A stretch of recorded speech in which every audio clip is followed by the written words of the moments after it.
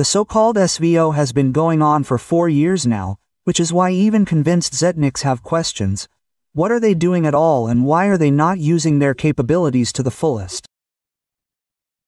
And here the same forbidden question begins to be born. Maybe they just don't have these capabilities? Colonel Rustam Klupov is perplexed. Why hasn't Russia delivered that crushing blow that would have accelerated their desired victory? We are not using all our capabilities, not all our resources. The disruption of logistics is also here. Maybe, repeating itself. Yes, it can't be, but repeating itself. We have talked about this very often. We also talk about these notorious bridges across the Dnieper. And the whole war consists of 2 parameters. These are technical capabilities and political will.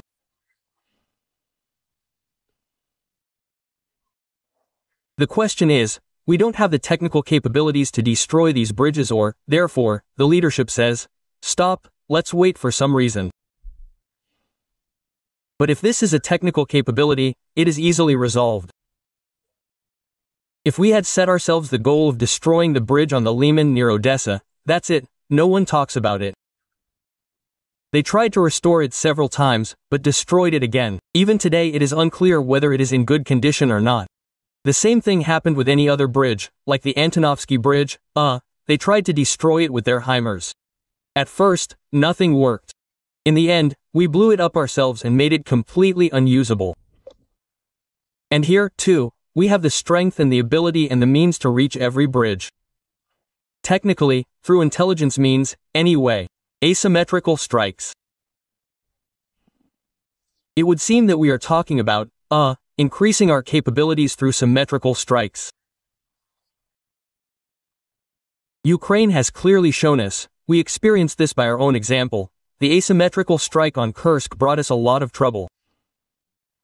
And now we have liberated the territories, thank God, and we are very seriously monitoring that this does not happen there in any of the other directions. Why don't we create the same conditions in the Bryansk direction, in the Kiev direction, in the Lvov direction? Let's return to this topic again in order to stretch the front line. So, the Ukrainian side does not have enough forces and resources to close all the gaps. And it is hard for them, hard enough to stretch their forces in these directions in order to weaken their resistance in the direction of the main attack. And here some kind of discrediting of the Russian army begins. Klupov said that it is time to clarify Putin's goals, because Russia not only failed to achieve its goals, but achieved the opposite effect and only worsened its situation. After all, the so-called denazification announced by Putin gave rise to even greater hatred on the part of Ukraine, and demilitarization led to the fact that the Ukrainian army only grew stronger and received support from the most powerful armies in the world.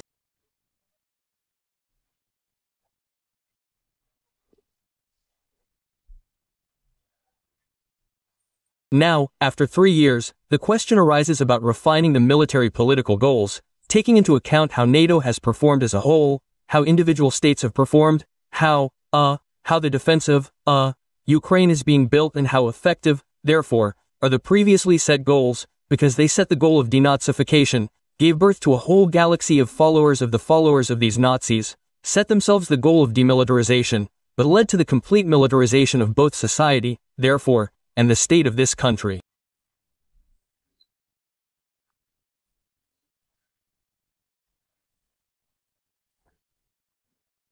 So it all came to the point that even the Kremlin mouthpieces stopped blindly believing Putin and declared to the whole country that their methods turned out to be ineffective, and their enemy is not weak, but an inventive and strong enemy who is capable of inflicting enormous damage on them. Even Kremlin radio is already openly admitting that sanctions are working. The economic situation is rapidly deteriorating, oil prices are falling, and the money is going to a war that is not producing results. They admit that there is less and less money in the budget, and no one knows where to get it. Economics and technology consultant Petr Zabortsev admitted live on air that a hole has formed in the budget, which is associated with a drop in income. And one of Russia's main problems is the decline in oil prices. Well, the situation is really getting more complicated. Already at the beginning of the year, it became clear that the federal budget, in the parameters that it was laid down in the law last year for this year, is not being implemented. That is, a hole has begun to grow in it, associated with a decrease in income. Now, when the dynamics of oil prices, on which we are very dependent and the budget depends, shows that it is much lower than the price that is included in the budget, it has become clear that there will be less income, especially from oil and gas. And less in the current adjustment, practically, well, a quarter less of these incomes is expected this year. That is, now, due to the lack of money in the budget, the country is cutting spending on all areas of life that are not even related to the war. But the Russian government does not plan to cut spending on the so-called SVO. That is, now, instead of developing industry, education and the welfare of the country in general, the budget is spent on the destruction of Ukraine and the mobilization of its own population. In general, I say again, the situation is getting more complicated. Indeed, the external situation is not conducive. Can we say that in the future it is possible to cut budget expenditures? The fact is, Ivan, the reduction of budget expenditures is already underway. It has been going on for several years. It is related to a special military operation. The thing is that the dynamics of expenses, it does not change much, but the share, that is, of expenses on defense, national defense in it is growing sharply. This means that other expenses are being reduced and redistributed, that is, expenses in favor of defense. That is, they directly admit that it is more important for Putin not to develop his country, but to wage a war of conquest against another state, while increasing Russian cemeteries. And there is simply nothing to cover the hole in the budget. Frankly speaking, there is a deficit and there is nothing, well, to cover it, in general. That is, external and external loans are closed, by and large. Internal borrowing is mainly only from oneself, because the basis of the financial sector is the state banks. That's it. And the liquid part of the National Welfare Fund, it, well, little by little, that is, the fund itself, it is still normal, but its liquid part in the form of, like money, it has almost halved, since the beginning of the special military operation. And now it is even less than we used last year.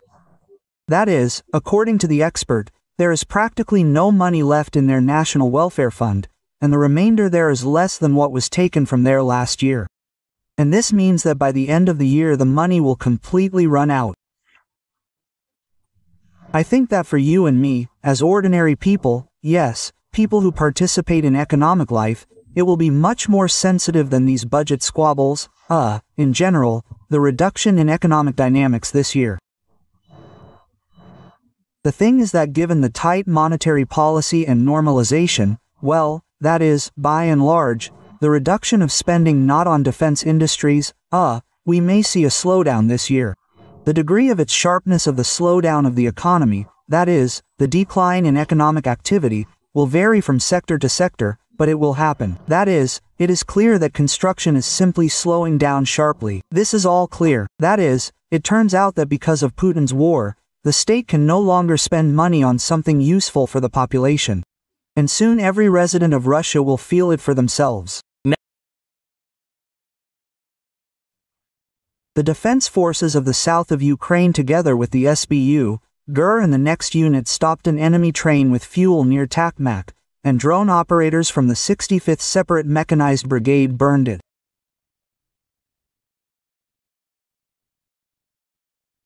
As a result of the operation, several tanks with fuel, which was intended for use by the Russian occupation army, were destroyed. Where the foot of the Russian soldier steps, there is ours. The Solovyov channel unexpectedly admitted that television is lying and shows an overly optimistic picture of what is happening at the front. After all, in reality, their advance is very slow and almost unnoticeable. According to Colonel Rustam Klupov, he said that the front is in stagnation and they have not seen serious breakthroughs for a long time. Assessing the situation on the fronts over the past week, we can conclude that the front, regardless of the fact that here is a rosy picture, is rosy in the wrong sense. Such a promising picture we have, therefore, on television screens. In fact, the front is in a certain degree of stagnation. There are no serious activations in any of the directions. The front continues to move with such a creeping advance. Well, on the one hand, this is good, but on the other hand, the progress is quite slow. They said about the regions in Ukraine that we consider ours. Yes, I have said many times that I consider the Russian and Ukrainian people to be one people. In fact, in this sense, all of Ukraine is ours.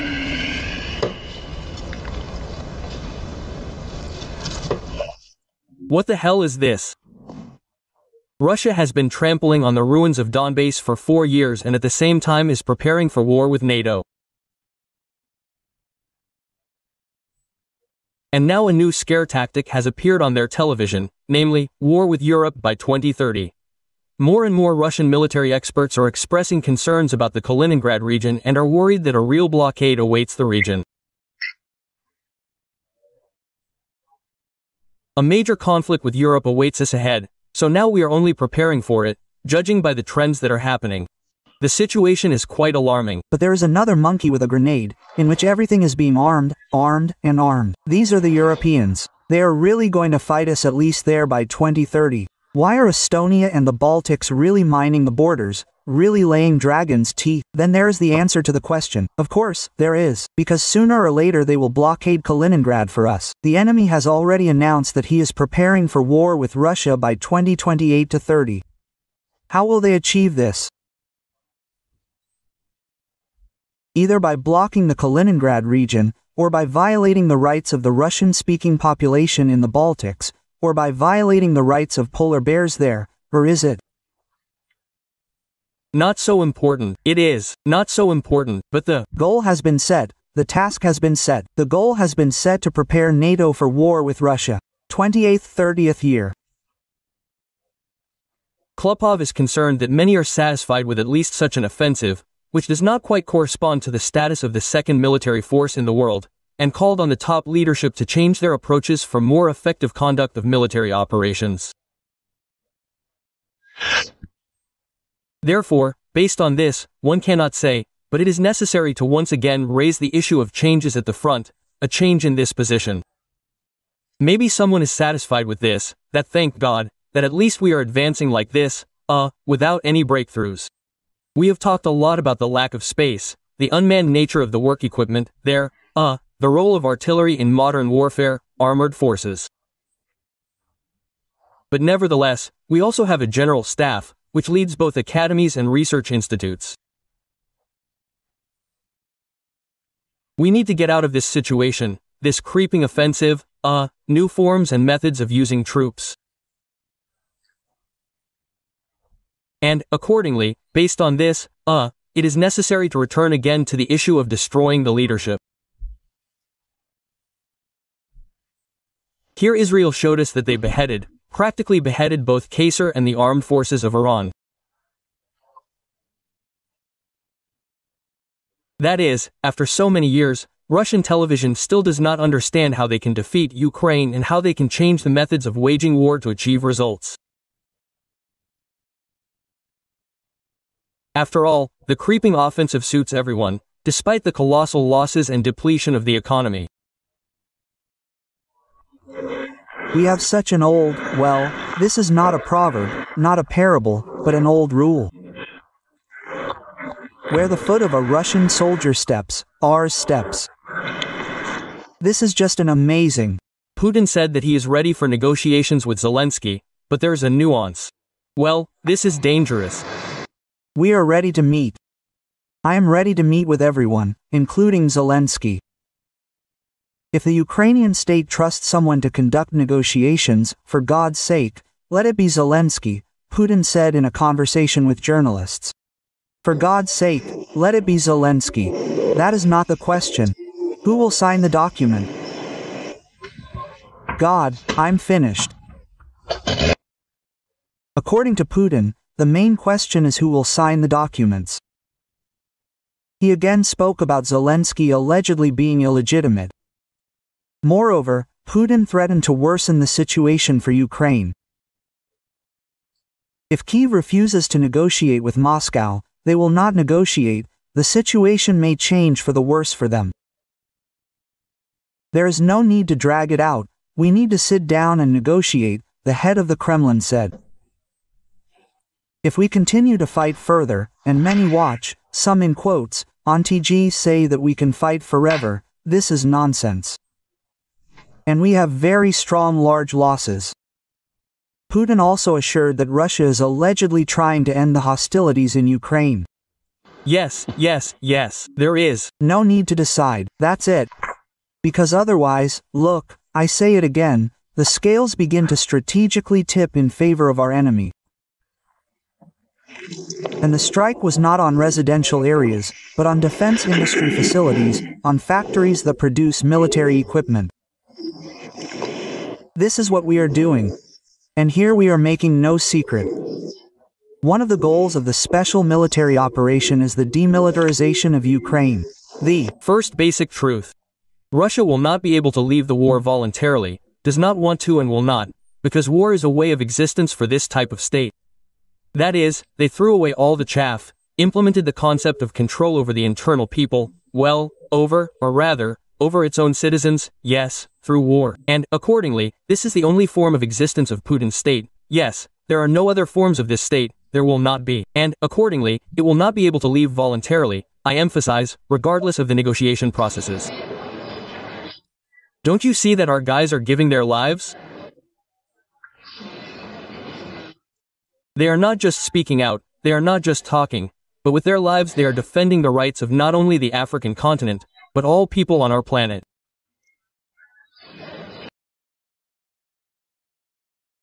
This special operation is not aimed at the civilian population. It does not pursue the goal of seizing the country's territory. And our army did not come to seize, but to help. Don't you think that Ukraine is still an ambition, an unhealthy ambition of one person in the Russian Federation? Regarding the regions that we consider ours, I consider the Russian and Ukrainian people to be one people. All of Ukraine is ours. Wherever the foot of a Russian soldier steps, that is ours. We do not have the goal of taking money, but I do not rule it out. The Russian and Ukrainian people are one people. In fact, in this sense, all of Ukraine is ours. If he used to say that they are a brotherly people, now lately he has been saying all the time that they are one people. What can I say? Putin's goal from the very beginning was all of Ukraine. That is why on February 24, 2022, he went in columns to Kyiv, Kharkiv and other cities clockwise all the way to Odessa. And if he did not reach Odessa, it is only because he was stopped near Nikolaev. They are not there. Why? Because they got it. That's all. And if he lost Kherson, it was only because he was driven out of there by Ukrainian troops, just as he was driven out of Kyiv, Chernigov, Sumy and Kharkiv. And where are they now? Kiev region. Perhaps the difference between then and now is that Putin used to be forced to disguise his intentions under some euphemisms, because he was rebuffed, including by Biden, no matter how insufficient the American aid provided to Ukraine was, and now he has become so bold that he does not consider it necessary to hide his intentions. So he says, we want everything, where we get to, we will get there. We will take as much as we can, quote. But we will not stop. We need all of Ukraine. We call it different things. We call it denazification. Try to achieve denazification if we do not have political control over this territory. We need demilitarization. Try to ensure militarization, that is, the absence of military power in a country that is independent, sovereign and has the support of NATO. This is impossible without establishing control over the entirety of this territory. Not Lugansk and Donetsk will be ours, but all of Ukraine. And all of this is more than Lugansk and Donetsk. But there is a nuance. I want to take and I can take. These are different things. And the difference between these two things exists only thanks to the Ukrainian defense forces, which are holding back the Russian occupation army on the borders where the fighting is now taking place. Therefore, all these years, the number one task for the entire free world has been supporting the armed forces of Ukraine. After all, Putin's want is not limited to Kiev, Kharkiv, Sumy or Lviv. It extends to Vilnius, Sri Lanka, Tallinn, Warsaw and other European cities. The Atlantic. That is, in theory, until a Russian soldier is stationed as a garrison and cooks porridge to feed the liberated residents of Berlin, Paris and Lisbon, these bastards will not calm down. This year we are advancing 5 times faster than last year. We are great, we have accelerated, but at this rate, if we are to liberate the entire Donetsk region, it will take 3 years or more. Just in the Donetsk region, I am 30 meters km per day. It's just pure mathematics. The advance of the Russian occupation army in the Sumy region, if not stopped, then at least localized. Unikovka is now turning into Novy-Vovchansk for the Russian army. There is no threat of capturing Sumy, only shelling. The Ukrainian army is holding on, but desperately needs international support. For us, Ukraine is a source of danger, and the SVO began because of this, and Donbass fought for this. For 8 years, it resisted the spread of the threat from Kyiv, from Ukraine.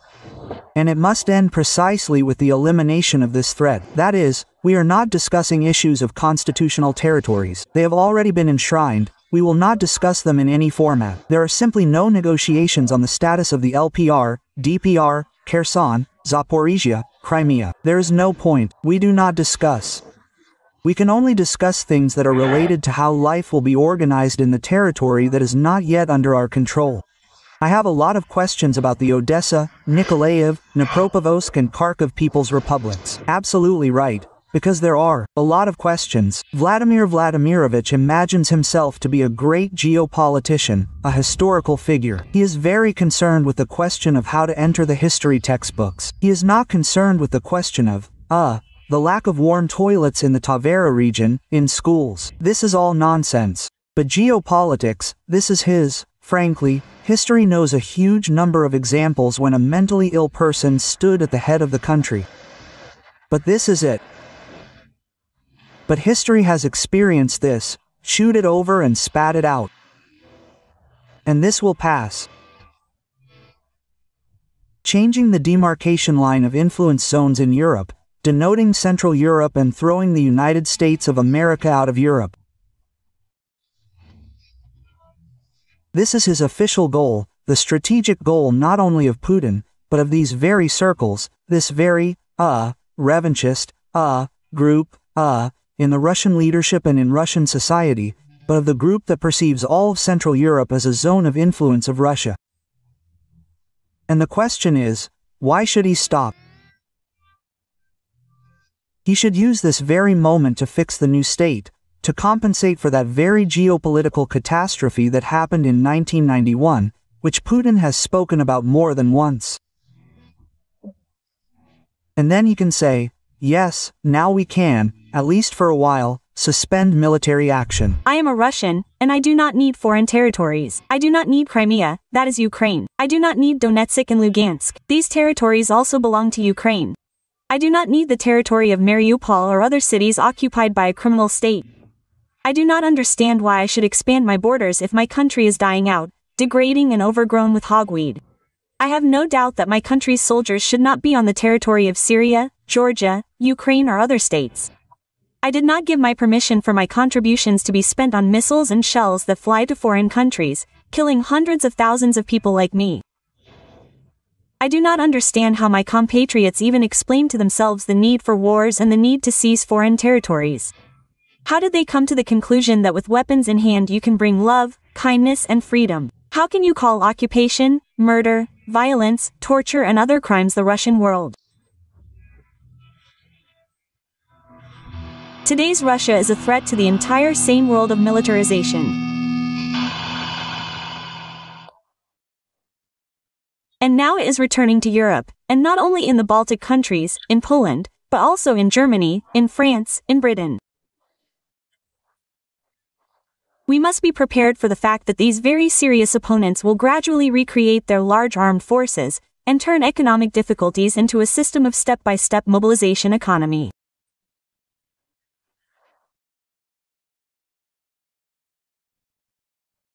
The Atomic Energy Organization of Iran announced that the Islamic Republic will significantly increase the production of enriched uranium.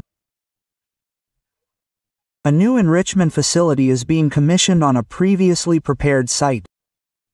The first-generation centrifuges at the Fordow facility will be replaced with new sixth-generation ones. And some small things. We will reduce cooperation with the Megate, send inspectors.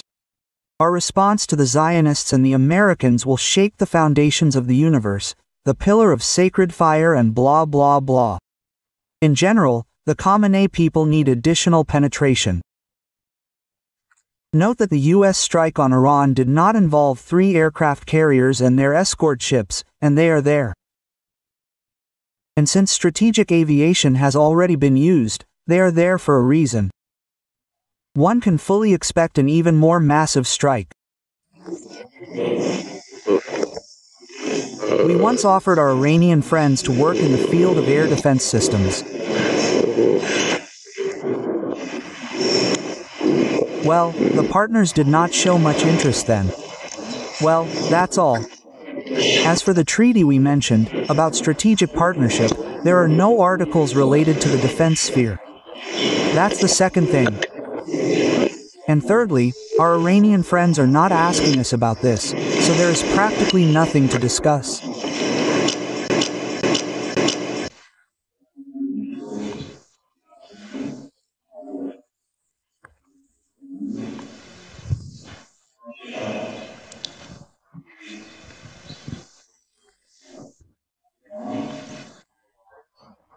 There's another indirect sign that the Israeli Air Force has seized and firmly held air superiority. This is information about the losses of Israeli aircraft. Well, there is no information that would say that the Iranian side is going to show captured pilots and downed fragments, but so far what was passed off as a downed modern American F-35 fighter, but to put it mildly, there was no word for it at all. Well, that's not even the point, you understand? During any combat operations, there are losses. Even when they are within 4 to 5%, they are considered acceptable. There, 10 to 15, that's already sensitive. Well, here, well, even if you show this captured pilot, the downed plane, well, what does that mean? This means that air supremacy remains with the Israeli Air Force. Judging by the initial reports, the results are quite satisfactory, or rather, approximately what was planned. Of course, we are talking about an event of colossal importance for the Middle East region and for world politics in general, for the situation in the Middle East. The Americans intervened in the war. This changes the situation both from a military and strategic point of view, because after the military, of course, the Americans are able to add more to Israel's capabilities. They have already done this. Accordingly, certain military problems can be resolved more radically and more quickly. But besides everything else, by intervening in the war, the Americans took upon themselves, perhaps to a significant extent, I will not say responsibility, but, let's say, responsibility for some kind of political settlement, hypothetical. That is, if Iran does agree to some kind of settlement, then, in fact, it will be with the Americans, who, if earlier they were, well, let's call it that, involved in a voluntary mode, now they are direct participants. Well, and, in addition, a variety of scenarios are possible. Iranian strikes on the Americans. I was literally not aware of the last minutes. It seems like there was a strike on us. By the way, I managed to hear that you discussed the shelling of certain objects by the Iranians, in particular the statement on the Nastazione Institute for Biological Research. In fact, there is such an institute and it is a secret facility. It is related to the Ministry of Defense, but I can say firsthand that I do not know what else was the target, but tens of meters from my house, literally several dozen in the middle of a residential area, a submunition exploded. In fact, I am now considering the damage from what happened. Submunitions are part of a multiple warhead of a missile that spreads out to hit a wide area. So, imagine, it was used against a city, from which the nearest military facility, I mean not from the city, from the place where the submunition landed, is very far. And on the other hand, a submunition, and they're spread over a city is a cluster munition. This is a sign of a direct war crime, when you shell a populated area. The principle, to cover a large area. There is no talk of any accuracy. And there is no talk of certain objects being there. The desire to hit as many people as possible. Fortunately, in our place this did not happen. Property damage is material. Well, a clear example of Iran's actions, no matter where they were aiming. In other cases, there are obvious cases of deliberate shelling of cities and the principle of whoever God sends. We have seen that over the last few days the American military has been moving troops closer to this region. Yes, there are ships and planes and so on. Tell me, do you think the Iranian authorities had any room to maneuver to, I don't know, somehow strengthen this facility in Fordow even more or do something to secure their, so to speak, peaceful nuclear program? No, of course, they didn't have the slightest opportunity. The only opportunity was to remove something from certain facilities if they assumed that they would be subject to strikes. Perhaps this was done, but in any case, it was a minor matter. To dismantle serious property. It's hard for me to say how it works technically, but in any case, it should take a lot of time from the point of view of air defense. Naturally, Iran had nothing to do here at all. By the way, in recent days I was especially amused by the statements of some Russian commentators that the Americans are afraid or will be afraid to strike this facility because of the alleged presence of Russian-made air defense systems somewhere there. Naturally, this was funny and could not have been an obstacle. However, the Russian-made systems were destroyed earlier by the Israeli army. In any case, the Iranians had nothing to do. The only thing that could have stopped this was if the Iranian government had accepted the demands of the United States. We understand this today, but they were not going to accept them. Either they did not believe that the Americans would dare, earlier, they did not believe that Israel would dare, or they believe that no matter what, we will not give up enriching uranium and are ready for an escalation. They have already received an escalation. And how can Russian people who have disgraced the great aviation industry calmly walk the earth?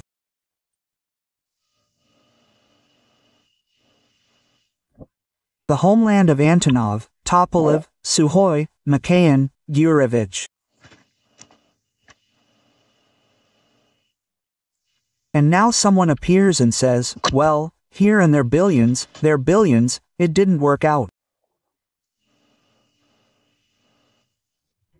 Degrees should be annulled. You are not aircraft engineers, you are not designers, you are a disgrace to the people, you have disgraced the country.